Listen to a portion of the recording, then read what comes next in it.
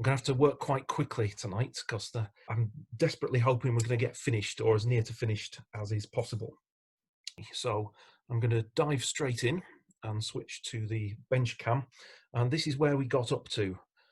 We'd finished with the axle boxes, the beginnings of the brake gear had gone on, and what we need to do tonight is finish off the brake gear by folding up the lever handles, which are on the edge here.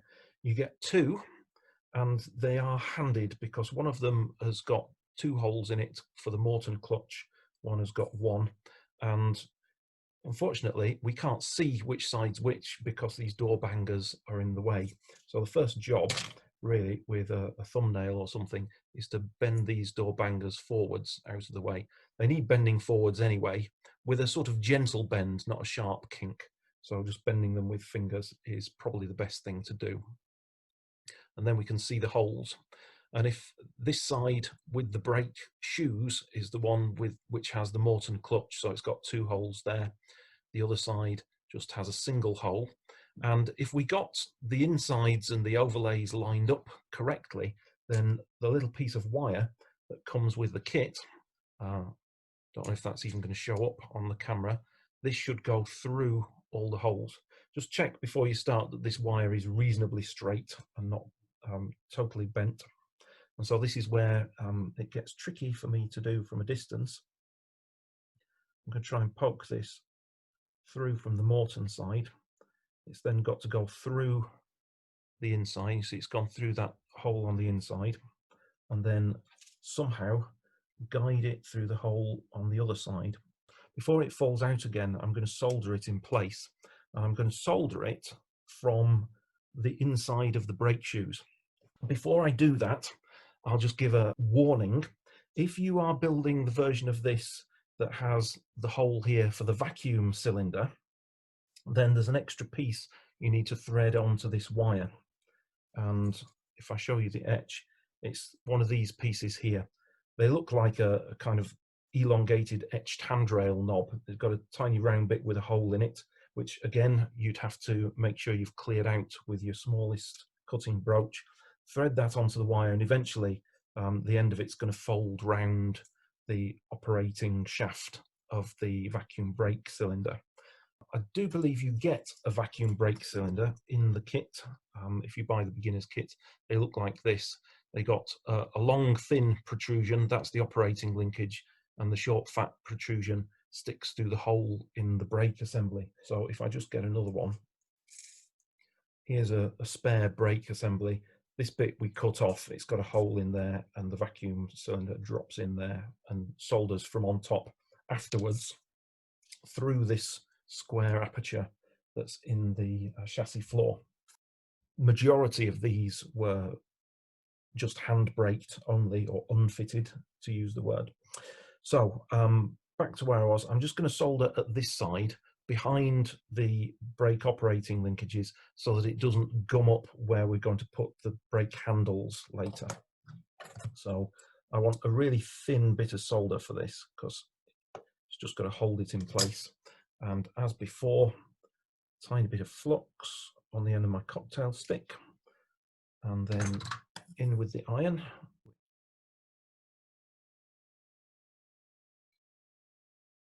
And that's that. So that's not going to fall out now.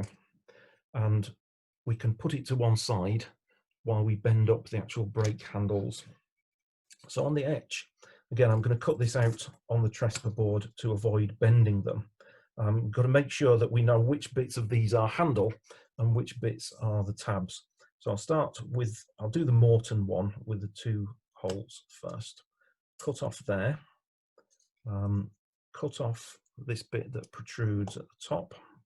Now as we go down the shaft, there's a bit that sticks out to the side. This isn't tag, this is a real bit that sticks out, but it's got a tag on it.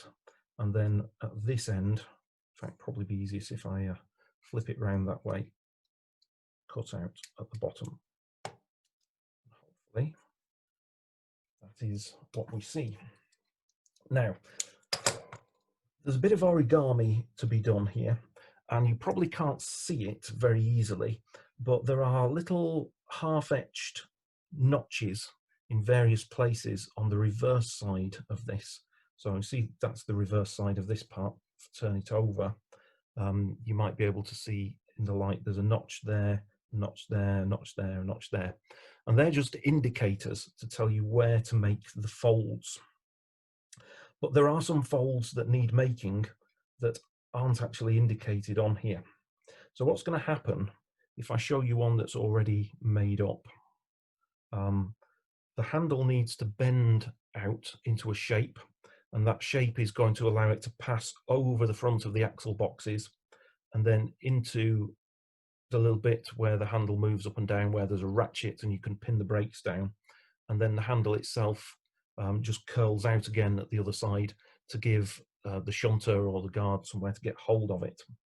At the bottom of this ratchet bit, the little tag there needs folding into a kind of Z shape, because when it fits onto the wagon, that bit has to touch the axle guard, not the front of the axle box, which it would be in line with if you didn't fold it back.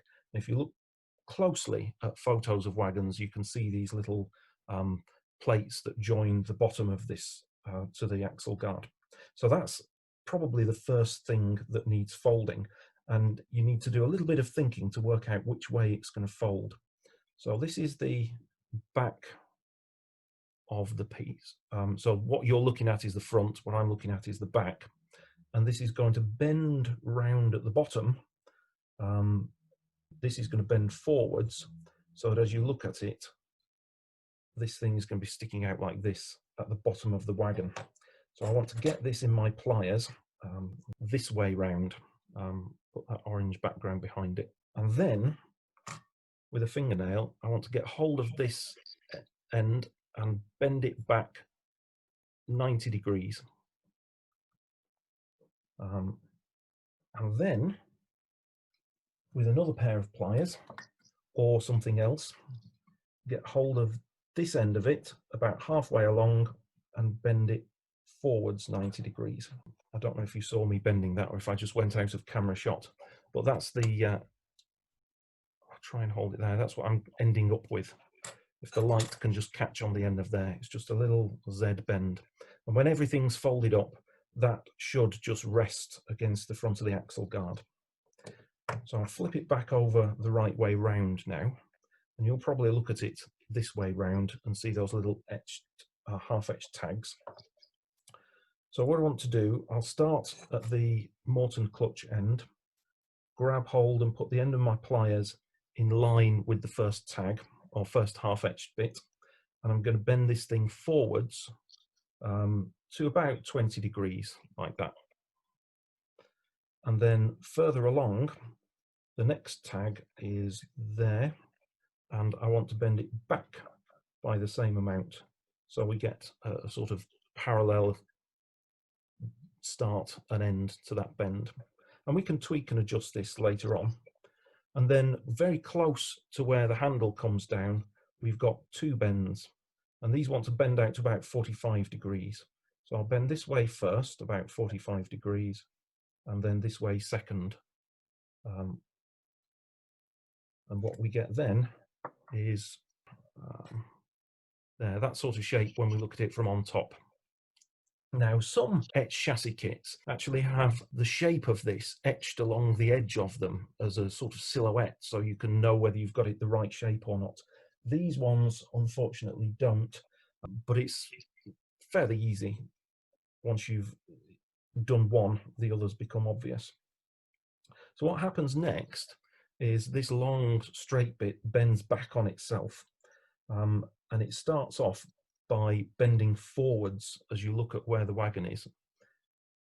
And the best way of doing this is actually if you get the very tips of your tweezers and put them on the bottom. There's a little section at the bottom which is half etched, and if you put them on there and bend them back round on themselves, they end up not being squashed together quite so much. There you go. So we want a gap between these things, that you could imagine the brake lever will slide up and down in that gap. Don't squeeze them tight up together. And then the final, well, sorry, no, it's not the final bend. is at the top of here, there's another little half-edge bit where you get your pliers on there, and that then bends forwards. And this bit is going to stick through the sole bars. There's a little hole in the sole bars for this to stick through, and that then holds everything in place. And what I tend to do, rather than leaving the handle part itself that at the end there flat, I just tend to tweak it out a little bit and shape it. So by getting the tweezers, sorry, the pliers in, bend it forwards, then bend it backwards, and then on the end, oops, gone off camera, at the end, just a tiny little bend round like that. And then you can imagine that that's a little handle that somebody could put their tiny little 2mm fingers round and pull up and down. Now, the first thing to test is whether this bit that's sticking back is going to fit through the hole. And you may have gummed up this securing hole with solder. So it's worth, if you want, just running a little drill through it. A 0.6mm drill should just go through that hole. It's a square hole and you're putting a round drill through it. But I tend to just run 0.6 through and it stops any problems later on. Okay, I'll pick one of these, doesn't matter which one. So probably easiest to put it this way up on the bench and thread this through the hole. Right, that's it. Got it. Right, so that's threaded on where it needs to be now. And so we can twizzle it back. And then at the top end, we need to get this through the little hole. And there it goes. And at the bottom, we'll twist this round so that it's all square. It's got a bit twisted as I've been manhandling it. So I think the first thing I want to do now is solder this end up. And so I'm going to hold it in my tweezers above where the shaft is protruding and solder it from underneath. So I'll put a bit of flux underneath there, and that will wick any solder up into the joint. And again, I want the smallest bit of solder.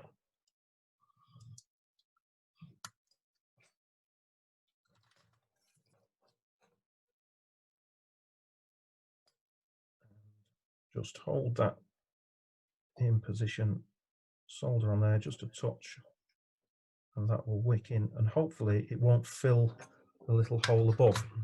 So what you can do is take a short piece of this wire and put it through the upper hole to make it look like the upper shaft of the Morton cam at the top, or you can leave it depending on how brave you want to be. And this end needs to line up so that it's going to be vertical, and you can solder this from the inside with a generous lump of solder for once. So I'll put some flux on the inside there around that tag that's sticking through, and we'll get a larger lump of solder. And when I say larger, that is relative, doesn't mean large. Pick that up and then just do this so you can see it.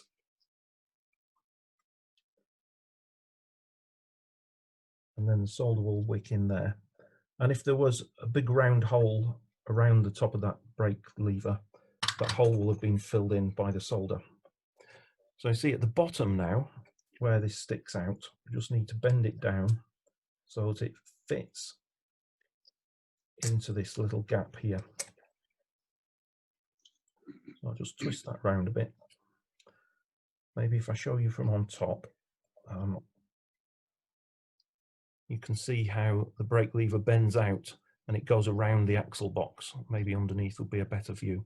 So you could imagine if someone grabbed hold of this handle and pulled it down, it would miss the axle box. That's what we're aiming for. And then the last little job then is to solder this tag onto the axle guard there with a tiny bit of solder. So put some flux on it. I'll get another tiny piece.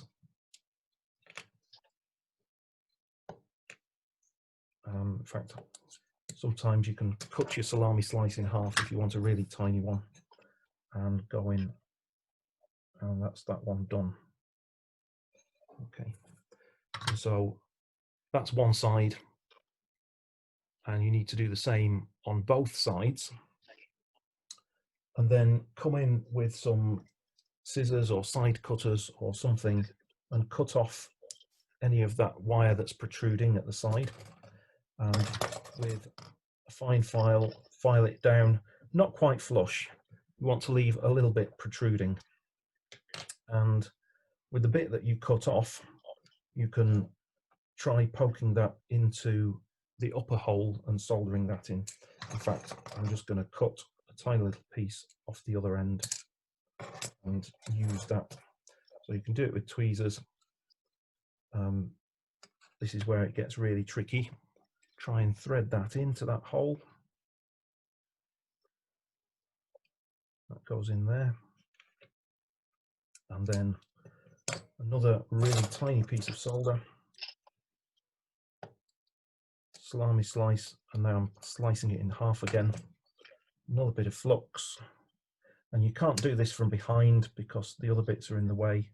Got to do it from on top. So I'll get the flux in there. Get the solder, and don't know, is that in focus? Just come in and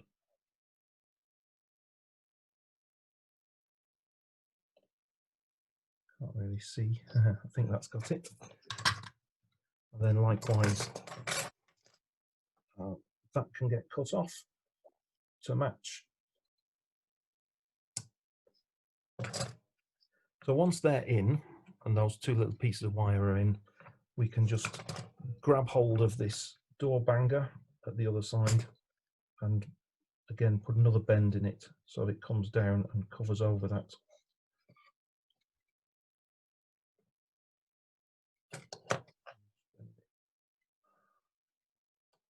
So that's sort of that sort of shape that we're aiming for. And obviously we need to do that on the other side, but I haven't got time to do both of them. And that's the chassis finished at that point, and the body should fit on. There we go. And that's what we're aiming for. The wheels will then clip in and the wagon can roll away. So we've got 10 minutes left, and I want to show you a few little tricks about how to build the body, because although it is straightforward, there are things that we can do that we mentioned in the chat on Tuesday night, but I want to talk about a bit more formally. So the pieces as they come need removing from their sprue. They're fairly easy, you can just chop them off with a blade. Don't chop right up to the part.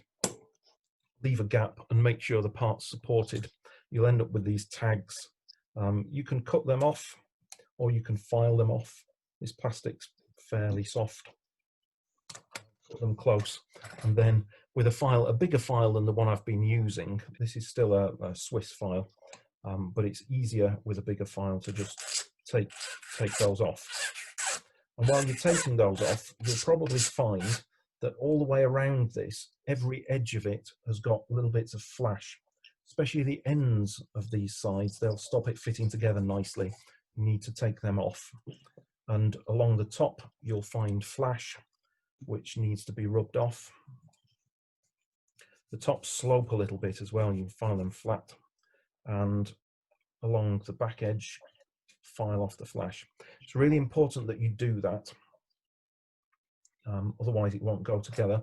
But don't go mad with filing this. You very quickly, if you press on too hard, you'll file the whole thing away.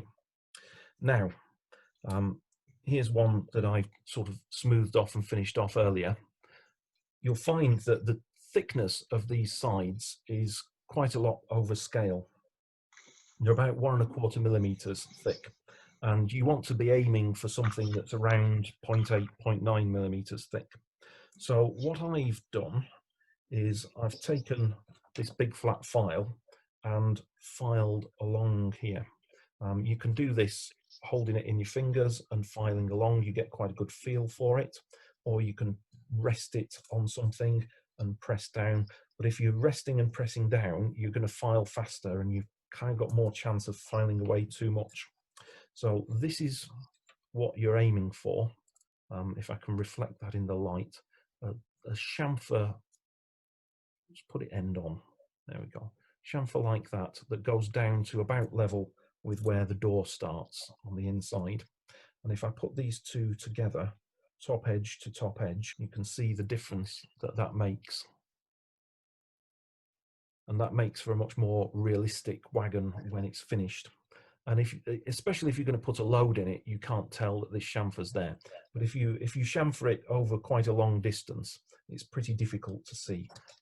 Here's a wagon that I finished with those chamfers, and they're not obvious that the chamfers are there. So you need to chamfer the side. You also need to chamfer the ends. And once you've got the ends chamfered, especially the ends with the doors, the way that these fit together, there's a kind of little ledge on the ends that the side fits into, like that. You don't want to file too much of this away, otherwise you end up with a big gap. But as it is, you can file a chamfer on the ends and they do fit together without a horrible gap. Because you filed away the flash from the tops of these sides and ends, ideally you'd assemble them upside down on a flat board like this, holding them together, but you'd need 3 hands to do that, and I've only got 2. Using any old solvent, I'm going to use Slater's Mech Pack. I'm going to fit this by eye on end like this, if I can angle it so you can see it. Now as I push down on this, it'll probably tip up. So get the solvent on the brush and just brush it into the corner. Got sloshed on loads there, and then turn it on end and look down on it and make sure that it's in line, and push down. You've got time to adjust this. What you want to make sure is that you've got a right angle in here, otherwise they're not going to fit together, and also make sure that the side is perpendicular to the floor. And the way to do it is to make one end and one side, and then one other end and one side. Some people and some wagon instructions recommend assembling this around the floor, but the floors are just rectangles. They also have flash on them that you need to file off, and they might not fit exactly. So what I would do is I wouldn't build it round the floor. I'd build one half like this. Now this is going to be weak for a while, so I've got another one that I did an hour ago, which is hardened off now, and another side like this, and then you can put these 2 sides together to make a box. And once that box is made, you can then drop the floor in from above, and you've got these little ledges at the bottom here that the floor rests on. So the floor rests on the ledges on the ends like that. It's quite a chunky floor actually, this one. Now, talking about resting on these edges, if you just built these sides and ends like this as it came, what you probably find is that the floor would go in very nicely, but then the wagon wouldn't fit on the chassis. And that's because where these sole bars come out to the very ends, they're going to interfere with the bits of the moulding. So if I grab a moulding here, where the buffer beam holes are, this ledge comes out too far, and this is in the same place that these ends of the sole bars want to be. So if you notice on these ones that I put together, before I did that, I've actually carved away part of this. Can you tell the difference there? This one's had it carved away. So you can do this by filing it away, or you can do it by paring it away with a scalpel. And the only danger is if you press on too hard with the scalpel, you'll snap the plastic part. So just level with the inside of the hole for the buffer to come through, I'm just going to cut down into this with a sort of sawing motion with the scalpel, and then from the side pare away and just nick that bit out. And once that's gone, it'll leave room for the sole bars to come in. And occasionally you might want to go in there with a file as well and just tidy that up and make sure it's flat with the inside of the wagon body. But if you're going to do that, be careful you don't start filing away the inside. If you're going to make an empty wagon, it'll look rubbish with a file away inside. So do that for all 4 corners of the buffer beam. If you forget, all is not lost, because you can start filing away inside here where these little corners are. It's this area of the floor, actually turn it around a bit, this area of the floor here and this area here where the problem is, where these things don't fit. So you could file these away anyway, and you may find even after you've pared away the plastic that it still doesn't fit. You can see on this one that I've done that to make this a nice fit on the wagon. Also, what I've done is I've made 2 little notches. Again, I don't know if you can see, these don't come as standard. Where the coupling hook is, because I've put coupling hooks on my wagon, I've put them in there. Now, I found the best thing to make these notches with those little stainless steel etched saw blades. Here's a long one. You can buy these in frets. They come with different sizes, and they're etched the same width as the etches of the chassis. So you can put these, line them up just by eye. You hold the big long one like this, you can hold in your fingers. The shorter ones fit on a scalpel handle, and just by putting them in, you can saw that, and they're really gentle. The alternative is to do it with a piercing saw blade. A razor saw really is a bit too wide. You'd end up with a big unsightly gap. And then it's a case of gluing the chassis floor to the wagon body floor. This holds itself on. It's a pretty good fit, actually. But if I was doing this for myself, I'd just put some araldite where these holes are. Or you could use super glue. It doesn't really make a difference. And then the functional couplings attach to these square platforms, and the buffers themselves go in. Now, if you've got coupling hooks and you've made slots and you've done these filing away of the ends, everything will fit automatically. If you've got some side-to-side movement and you want to line everything up, while you put the glue on and it sets, you could put some 0.7mm rod through the buffer beams. And if you don't want to use rod, you could use drill shanks. The buffers that come with this won't necessarily line it up. These are they're turned brass. These are generic ones. They're not actually like the style of buffers that you would have seen on these mineral wagons. The association does sell those kinds of buffers, cast brass ones that come on sprues like this. You could buy these separately as an upgrade, if you remember. But the shafts on these buffers is 0.7mm, and they should just push on. And if they don't, then it's a simple job to clear the hole with a 0.7mm drill. Just by hand, run that through there, and then the buffer head should just press into the hole. It doesn't go through to the chassis, and you'll have to glue these in. You can't solder them in place. They just push up against the inner buffer beam there. So again, araldite or super glue will hold those. If we go back to the etch, hiding over here, we've used nearly all the parts. We've got the other brake lever. We've got these operating linkages for the vacuum brakes. We've got these buffer beams left over if we were using a wagon that didn't have plastic buffer beams. And we've got these things that solder around the coupling hooks onto the etch buffer beams if we wanted those. And then there's these curious little parts all over here. And these funny little things are actually T-shaped gussets to stick underneath the wagon. And they're in 2 parts. And this is really kind of masochistic soldering now. The bits that look like little commas, they are the flat bits that are horizontal on the wagon.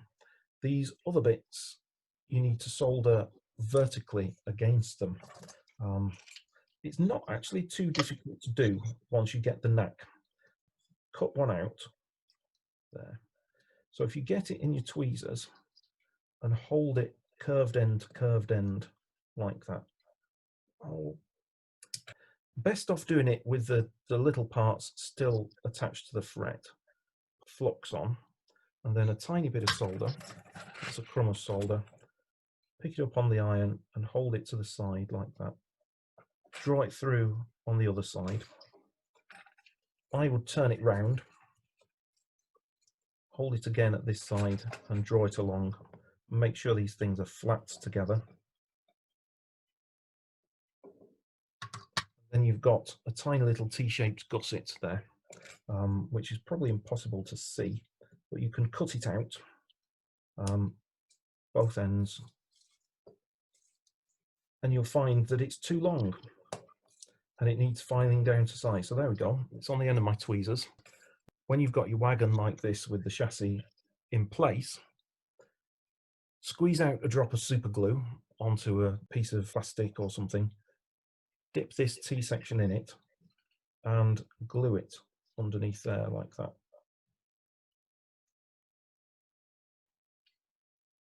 And then you get these little gussets all the way under in line with the side ribs. So there's one here, one here, one here, one here, 4 on each side.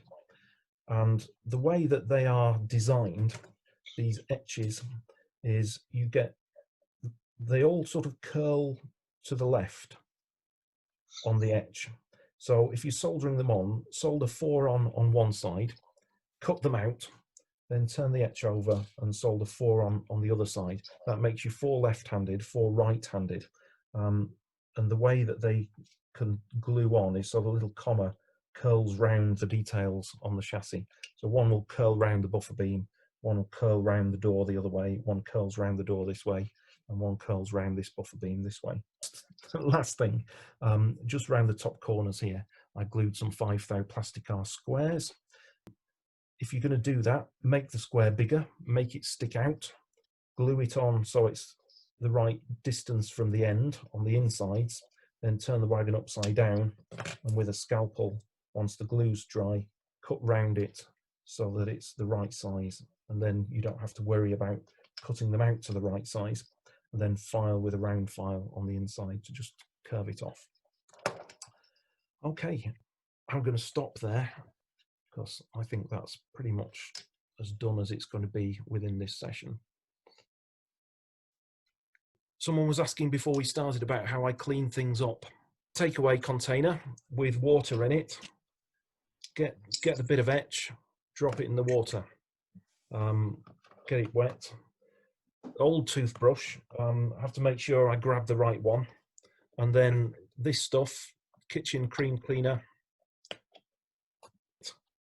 pea-sized amount, under adult supervision, and then give it a good scrub like this. And don't be frightened to really scrub it, because anything that's going to come off now was going to fall off. So better to find out before you've painted it, and then you can solder it back on properly this time. And try and get into all the nooks and crannies, because any of that solder that's left over is going to start turning things green. And then with the toothbrush, stick it in and scrub it around. And then rinse it off.